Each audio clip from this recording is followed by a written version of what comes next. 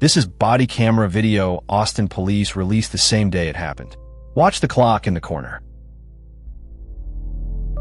At 3:51 in the morning on the 24th of July, 2026, somebody called 911 and reported a man with a handgun in a parking lot in northeast Austin, Texas. 11 minutes later, 3 officers fired on a 17-year-old. No gun was ever found. We have removed every second of the original audio, so the music and the voices here are ours. What the officers actually said is printed on screen instead. The call itself is the first strange thing about this case. It described a male brandishing a handgun in the parking lot at 10110 Baden Lane. Then the caller hung up and did not pick up when dispatch rang back. Investigators later traced it. That call had come from the phone of the 17-year-old the officers were being sent to find. He had called the police on himself. This is Officer Jake Pitcher's camera, and it opens with him still sitting in the driver's seat of his patrol car. And that is the first thing worth understanding about this angle. The first officers reached the park at about 3:53. Pitcher's camera does not start until 4:01:21. So he is not one of the officers who found this teenager. He arrives roughly 8 minutes into an encounter that is already underway, and he steps out of a car into the middle of it. Here is the timeline the department has confirmed, with 2 lines added that you can read straight off this recording. The call is logged at 3:51. The first officers are on scene about 2 minutes after that. The shooting happens at 4:02. He is pronounced dead at 4:25. From the first ring of the phone to the end is 34 minutes. Stop here for a second because this frame is the whole problem. That number in the corner is not a caption we added.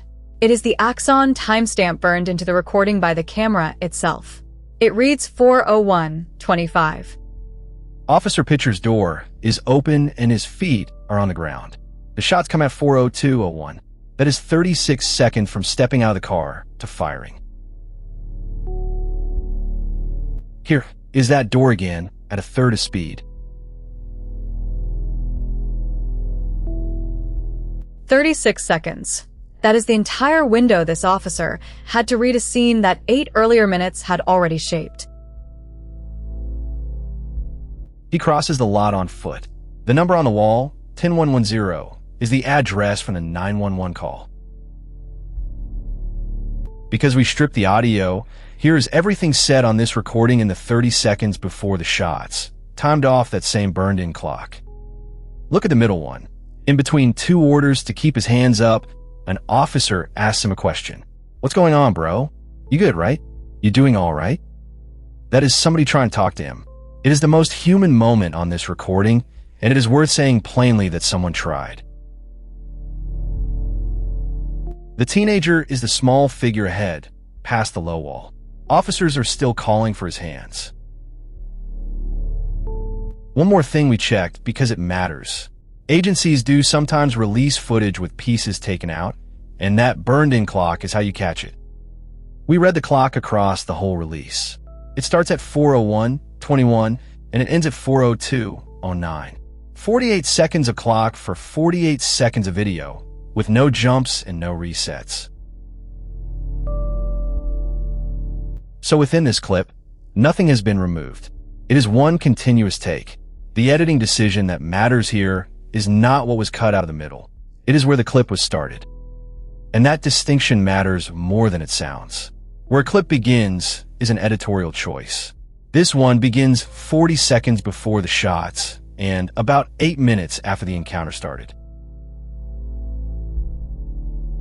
Second pause. This one is about what this camera can and cannot tell you. Austin police say the teenager lifted his shirt and reached toward his waistband, and that is when all 3 officers fired. On this angle, you simply cannot see that. He stands about 55 pixels tall in a 720 pixel frame. That is under 8% of the picture in the dark beyond a hedge. 10 seconds before the shots, Pitcher shouts a name. Cruz. Cruz. Move. Another officer had crossed in front of his muzzle. That is how tight and how crowded these 36 seconds were. None of that means the department is wrong. It means this particular camera is not the one that answers the question, which is exactly why more than one angle was released. This is the last frame we put on screen. 1 second after that frame, 3 officers fired. We stopped there on purpose. The rest is carried in words. Officers began medical aid immediately, and Austin Travis County EMS took over. He was pronounced dead at the scene at 4:25. No firearm was recovered. Investigators determined the object in his waistband was a water bottle. He was 17 years old, and he had no prior contact with Austin police. His name had not been released when we published this. That identification comes from the Travis County Medical Examiner, and the family is notified first. What the public record says about him so far is only this. He was 17, and this department had never dealt with him before. The police chief, Lisa Davis, said this may have been what people call suicide by police. That is the department's characterization offered within hours, and it is one of the things these investigations will have to test rather than assume. Davis also said this: a young man lost his life. I cannot imagine the pain and grief that his family is going through. And if any of this sits close to home for you, in the United States, you can call or text 988 at any hour of any day. 3 officers fired: Jake Pitcher, Alexis Cruz, and Avery Zucki, each with under 4 years on the job. All 3 are on administrative leave, which is standard. 2 investigations are running at once. A criminal one with the Travis County District Attorney's Office. An administrative one with civilian oversight. Neither has reported.